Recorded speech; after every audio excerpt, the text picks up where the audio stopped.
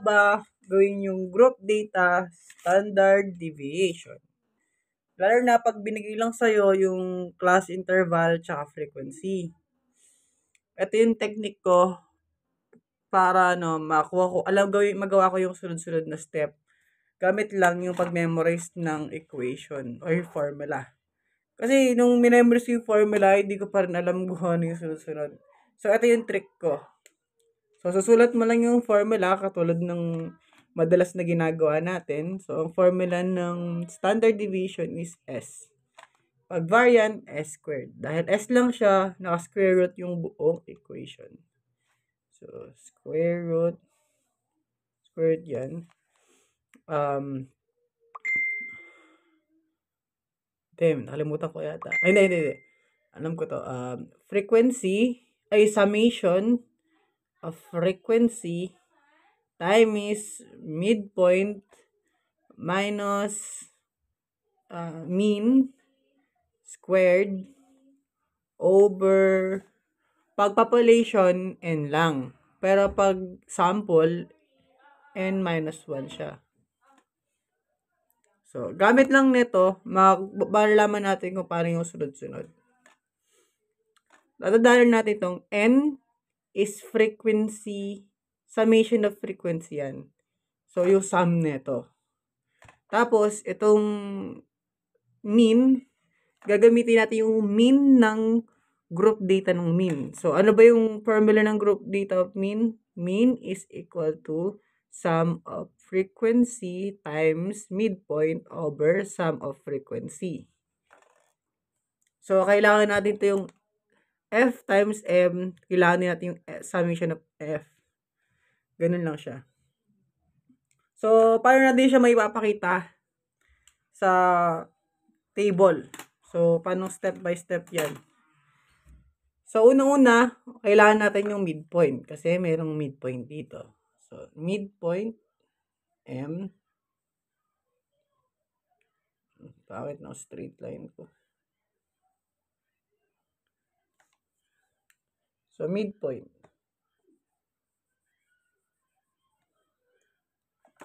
Tapos, pag nakuha mo na yung midpoint, hanapin mo daw tong mean. So, dito na nilalagay yung mean. Tatandaan nyo lang sa mean, iisa lang yung sagot dyan. So, kung ano yung mean nakuha natin dito, sa sum of frequency times, midpoint over summation of frequency, kung ano yung lalabas doon, yun din yung sagot dito. So, pare-pareho lang yung sagot dito sa mean. Sunod na step is M minus mean. So, midpoint minus mean. So, lalagay natin dito, midpoint minus mean. So, kung ano yung nakuha natin sa dalawa, kunyari may nakuha tayong value dito, nakuha natin yung value dito, i-minus natin, dito natin nilalagay. Next step is square. I-square mo daw. So, i-square natin lahat na nakuha natin. So, M minus mean is squared. So, kung ano yung nakuha natin yung, pagkaras natin ma-minus yung dalawang to, kung ano yung nakuha natin dyan, i-square natin dito. Tapos, next step is F, frequency. So, multiply natin yung frequency dito. So, frequency times midpoint minus mean squared. So, gamit tong frequency, ito times natin dito sa midpoint minus mean squared. Lalagay natin dito yung sagot. Gets? After natin makuha yung lahat ng value dito, meron nakalagay na sum dito. Summation. So, isa-sum natin lahat to. So, i-finalize natin yung sagot, sum. O add natin lahat yan. Para makuha natin yung numerator ng equation. Ganun lang siya. Sige, try natin. So, una-una, kunin muna natin yung midpoint. Para makuha yung midpoint, yung class interval natin, ipag-add natin sila, tapos i-divide natin by 2. So, 15 plus 19 divided by 2, that will be equal to 14, magiging 20, so 34. 34 divided by 2. Kalahati ng 4 is 2. Kalahati ng 3 is 15. So, 17 yung sagot. So, ang midpoint natin dito, 17. Ngayon, para mahanap natin yung midpoint ng lahat ng mas madali, kung ano yung dinagdag ng lowest level papuntang midpoint, ganun lang idadagdag natin sa lahat ng lowest level natin. Pero syempre, para mas safer, mas safe yung ganito. Pero mas mabilis yung method na yun. So, 17 minus 15 is 2. So, 2 lang yung dumagdag. So, dagdagan lang natin yung mga lowest level natin ng 2. So, dito, 22 yung midpoint. Ito, 27. 32. Yan, may mga midpoint na tayo. Okay, kunin na natin yung mean. Kaya lang, wala tayong F times M. Yun yung nakalimutan ko kabit. So, F frequency times midpoint. Tapos, kailangan natin yung sum nila. Kasi may summation dito. So, pag na-times natin yung dalawa, pwede na tayo gumamit ng calculator dito para mas mabilis. So, 8 times 17 will be 136. So, 136. Pinag-times natin itong dalawa. Frequency times M. So, 12 times 22. 12 times 22. 264. Next, 15 times 27. 15 times 27. 405. Next, 10 times 32, 320. Oh. Ngayon, isa-sum natin yan or pag-add natin. So, 136 plus 264 plus 405 plus 320 magiging sum of 1,125. So, kakabit natin dito. So, 1,125 divided by sum of frequency. So, add lang natin to. So, 20, 35, 45. So, sum nito is 45. Lalagyan na nito 45. So, 1,125 times 45 is equal to 25. Ito na yung mean natin.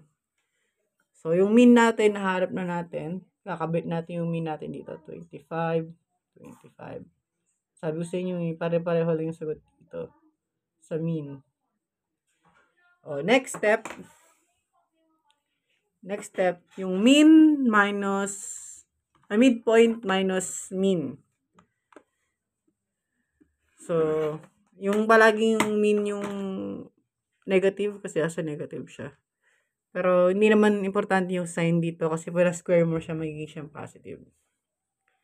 So, 17 minus 25.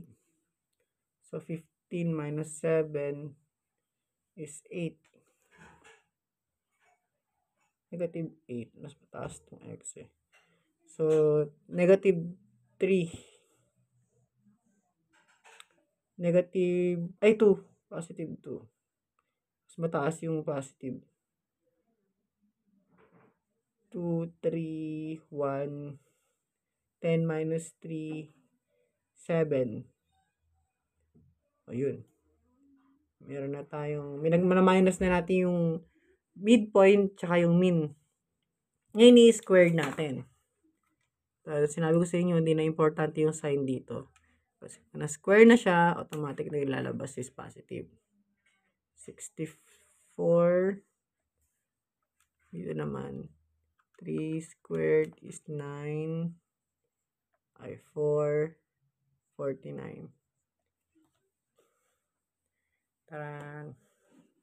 Next step, Dito daw, kailangan natin i-times yung frequency dito. So, frequency times dito. Basta yung sagot. So, frequency, 8 times 64, 512.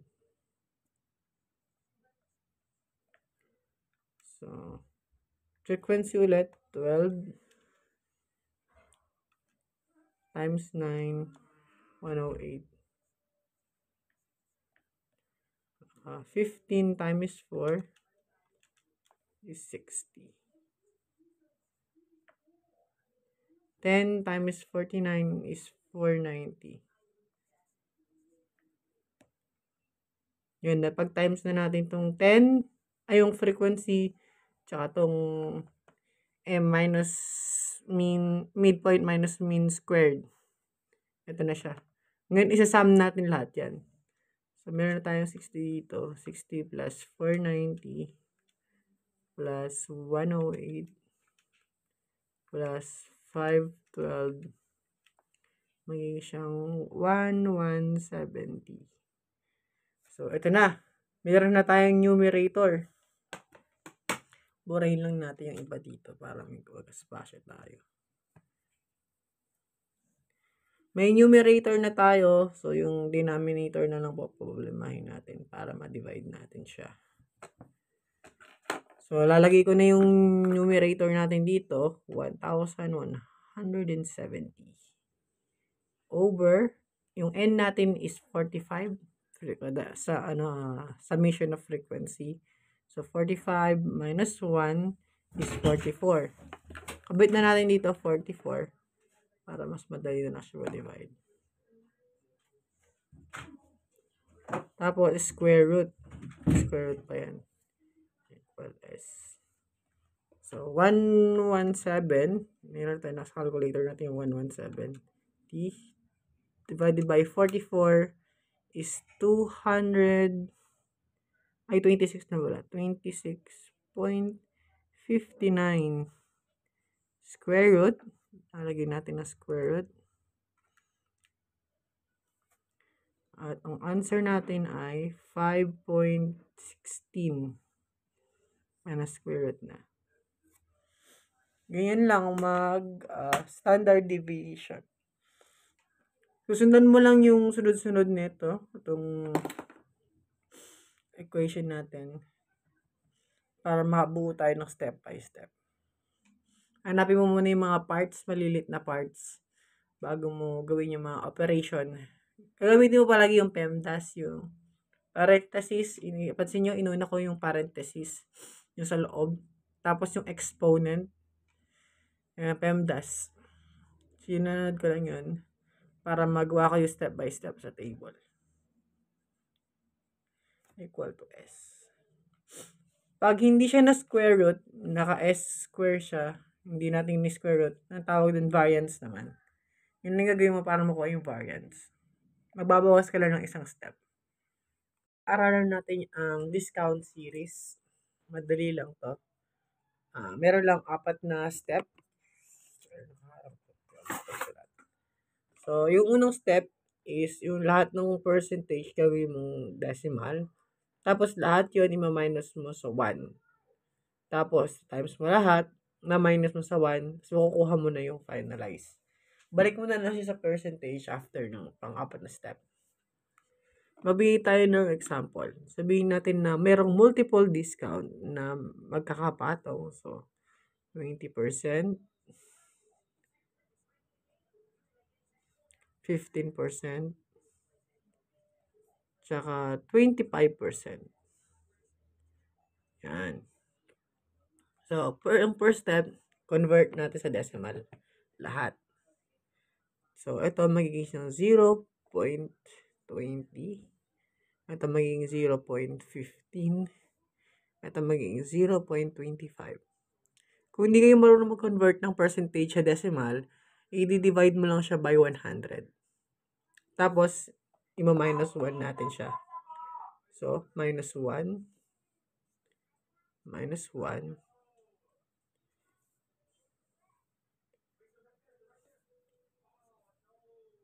Minus 1. Ayun. So, 1 minus 0.20. I-imagine mo na lang is yung 1, merong 100 na decimal. So, 100 minus 20 is 80.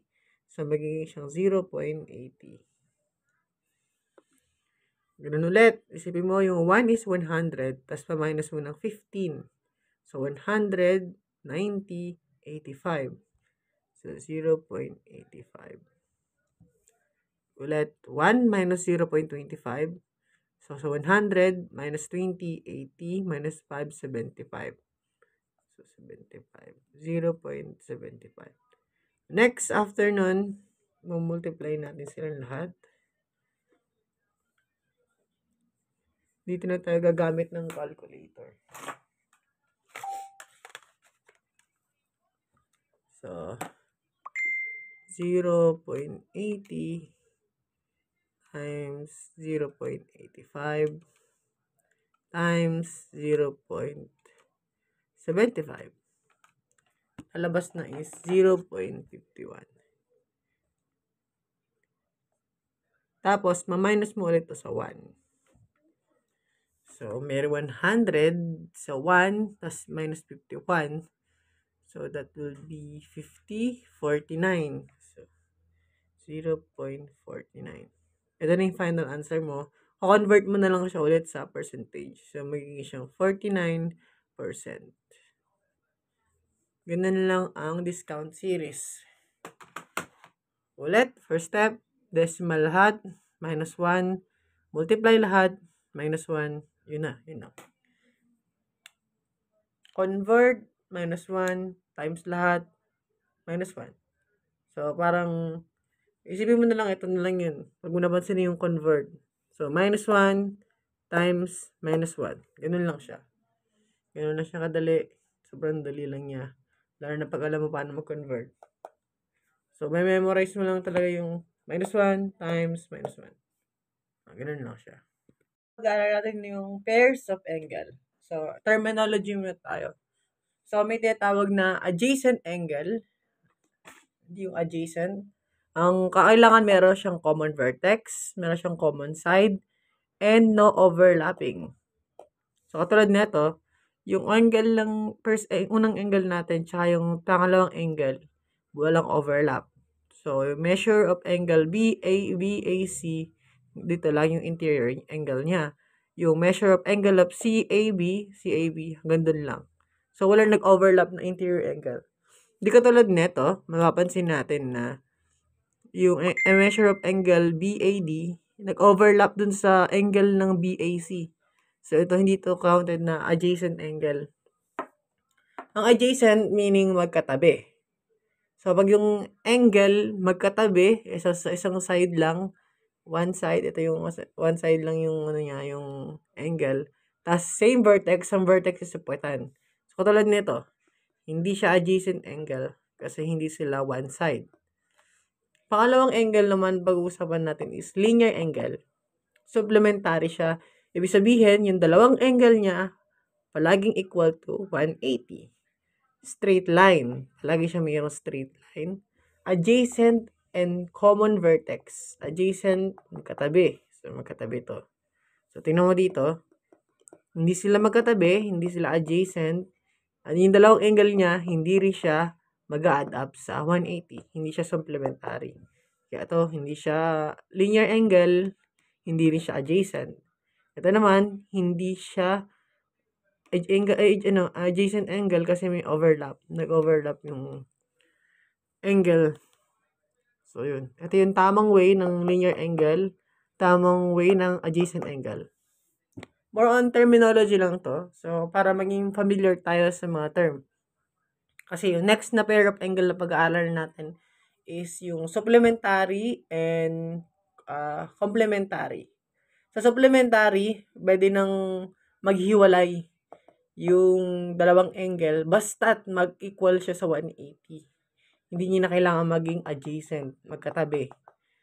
Sa sa complementary, ganun din. Hindi na siya kailangan mag-adjacent, hindi na kailangan magkatabi. Okay lang kung magkatabi, pero okay lang kahit hindi. Basta yung dalawang angle niya is equal to 90. Supplementary equal to 180. Tapos yung complementary equal to 90. Ba't pinag-uusapan ko yung next topic dito sa topic na to? Well, term lang to. Next sa pag-aaral natin, as a pairs of angle pa rin tayo. Merong complementary angle and supplementary angle.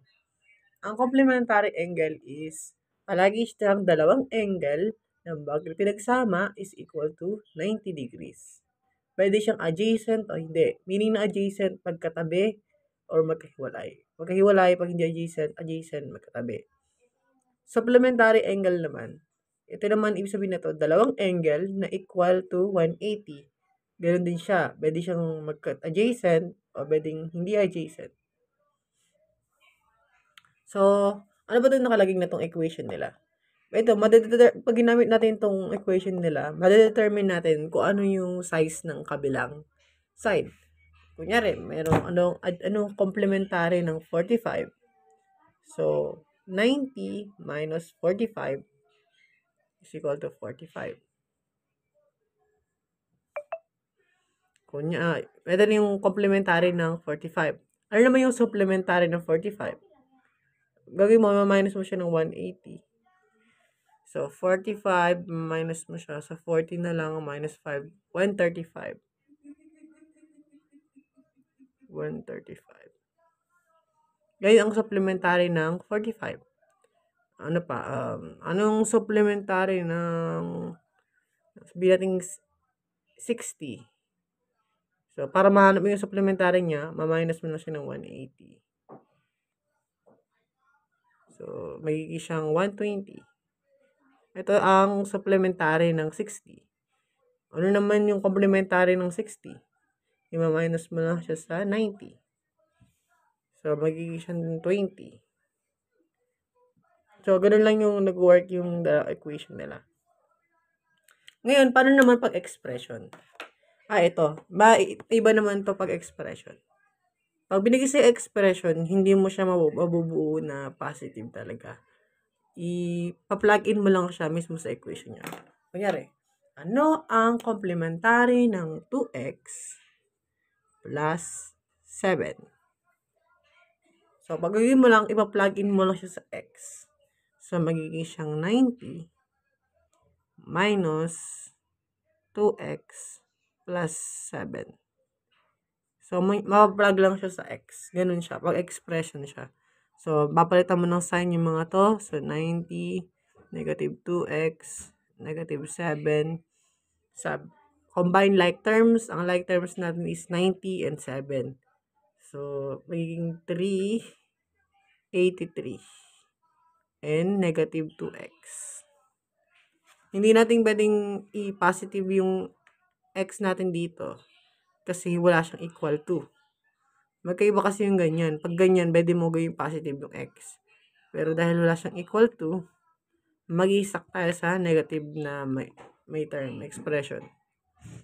So, ito na yung final answer niya. And ang complementary ng expression ng 2x plus 7.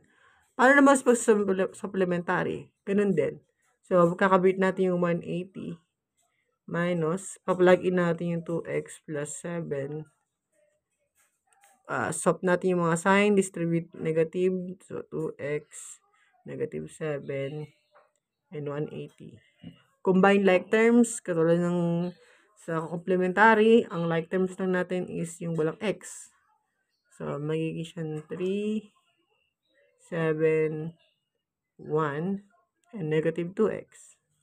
Ito ang supplementary ng expression ng 2x, negative 7. Sa word problem naman, medyo mas complicated. Kasi, mayroong mga part na gagamitin mo tong equation nila pag nabasa mo yung complementary or supplementary, yun yung lalabas mismo sa problem. Kunyari, pag may nabasa tayo nakasulat na the angle is 2 more. Kunyari, sa kasulat is angle is measured as 2 more. Pag basa natin to, ibig sabihin, yung x plus 2. Pero pag nag-go on pa siya, sinabi niya na sabihin natin, twice of complementary, dun na nagkakaloko-loko. O blah blah blah. Pag word problem na. So, yung twice, automatic times yun. So, magiging 2 times of the complementary. So, doon mo na ipa-plug in yung 90 minus x. Tapos yung more, 2 more, ibig sabihin plus 2. May nalilito rin ako na part na pag sinabi na state na angle is or angle is equal to, madalas nagkakaroon na siya ng x is equal. Nagiging ganyan na siya. May mga part na ganun. So, medyo tricky pag word problem at ginagamit na nila yung terminology ng complementary, supplementary. Tapos, simplify mo lang to. Pag na-simplify mo na to, i-plug in mo ulit siya dun sa complementary niya para mahanap mo yung kalahati. So, pag simplify mo to, mahanap mo lang yung one side nito. Try natin i-simplify. 18, so 180. Negative 2x plus 2, like terms, 182. 182 plus 2x both side, kasi negative 2 eh. So, mag-add tayo ng 2x sa both side. So, magiging 3x na to kasi may isang x tayo doon. Tapos, i-divide natin by 3. Cancel na to para ma-isolate natin yung 3. So, magiging siyang 182 divided by 3. Magiging siyang x is equal to 60.67. Ito yung kalahati ng complementary mo. Kailangan mo pa to i-plug in dito. So, para mahanap mo yung kalahati niya pa. So, may mga ganun na question na tricky. Pati mag-watch out din kayo sa mga word na straight angle, vertical angle pala. Ang vertical angle, pag na-mention yun sa word problem, automatic, yung opposite nun is same size lang. O same. Madalas sinagamit congruent o vertical angle. Try natin hanapin yung kalahati nito, ng 60.67. Dahil complementary siya, so 90 minus 60.67. Meron siyang decimal eh. So, ay, pati tinanggal ko. 0.67 minus 90. So, ang angle na kalahati niya is 29.33. Ito yung other half niya. Ito yung first half. Ito yung second half. Second half. First half. Ganun lang siya. Same din siya mag-work sa supplementary angle. It's always kalahati. And it's always assuming na two angle are equal to that type of measure. This type of measure is 180. This one is 90. So, pag narinig mo complementary angle, automatic, dalawang angle yan na 90 yung laki. Pag supplementary narinig mo sa word problem, dalawang angle na nagsama is 180 yung laki. Ganun lang siya. Natin sasagutin yung ganito. Gamit lang yung supplementary. So, meron tayong if 2x and 8x20 are supplementary, find the measure of each angle. So, ang inanap dito, yung angle ng angle 1 and angle 2. Ano daw yung angle nila? So, dahil alam natin na supplementary, ibig sabihin ng supplementary, 2 angle are equal to 180. So, lagay natin dito yung 2 angle. So, angle 1, 2x plus angle 2. Angle 2 is negative 20. So, angle 1 and angle 2. Pinag-plus natin sila. At dahil supplementary sila, equal nila is 180 pag pinagsama. So, hanapin natin yung x by combined like terms. So, i-isolate lang natin si x. So, 2 plus 8x is 10x minus 20 equal to 180. Ngayon, plus 20 both side para maiwan na lang si 10x. 0. So, 10x is equal to 200. Ngayon, divided by 10, both side. Para ma-isolate natin yung 10. 1 minus isang 0. So, x is equal to 20. So, alam na natin na si x is 20. Ngayon, pasasubstitute na natin lahat ng x sa lahat ng value. Sa angle 1 muna tayo. Sa angle 1, 2x. So, substitute natin yung x ng 20 is 2 times 20 is equal to 40. Ito na yung measure natin sa angle 1. Sa angle 2 naman, 8x minus 20. So, palitan natin ng 20 to. So, 8 minus 20 minus 20. So, 8 times 0 is 0. 8 times 2 is 16. So, 160 minus 20. So, minus 20, 140. So, ang mangyayari, angle 1 is equal to 40. Angle 2 is equal to 140. So, pag pinag-add natin sila, 180. So, ito yung sagot. Ito yung dalawang angle. Ganun lang.